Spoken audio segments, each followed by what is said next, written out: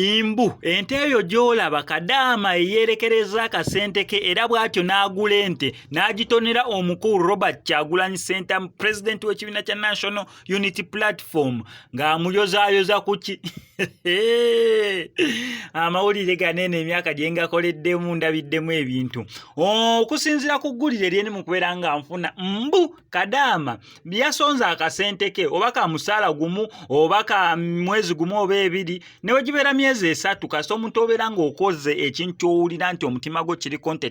contented nakyo n'okola ekintu n'owulira muli kigenda kusanyusa omutima gwe n'osigala ng'oli happy ze nkusapootinga oli ne wagamba kya kisiru oba si kya kisiru oba byadda oba si byadda bineno ne mu kugamba mbu kigambibwa mbu Kadaama yaguze bulungi nnyo ente eyo n'agitonera omukulu Robert Kyagulanyi Ssentamu mbu ng'amwebaza mbu olw'okubeera nti naye yasimattuse omukulu Mpuuga. Mulimu ebintu ebyembi nga tebinnabeera nga bisekerwa naye munange oseka. Baamugulidde ente nga bamwebaza okusimattuka mbu omulyake Mpuuga. Yes, naye wabati ne bamutonera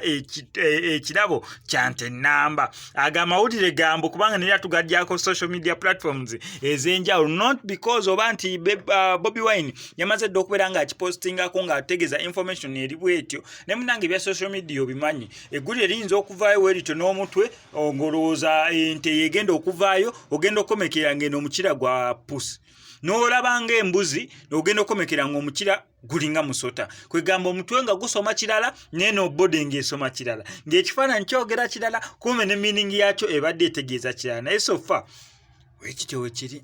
waneeno ku SMX Media kankusaba subscribing onigenda notification bell eyo tojja kubeera ng'omisinga nzikiriza nkutegeeze ku Sheyi Ssebugwawo az'okubeera ng'akutaasa ennaku n'embeera embi mw'oli mu kubeera ng'oyita naddala ggwe ali ebweru nga visa egaanye onoonyeza omulimu gugaanye empapula zikutawaanya ssente zikuyita myagaana gyangalo otawanyizibwa ensonga z'omukwano Sheyi Ssebugwawo az'okubeera nga akutaasa ennaku eyo ng'akulombera edduwa mukubireko kweyo ennamba y'essimu tojja kubeera nga wejjusa.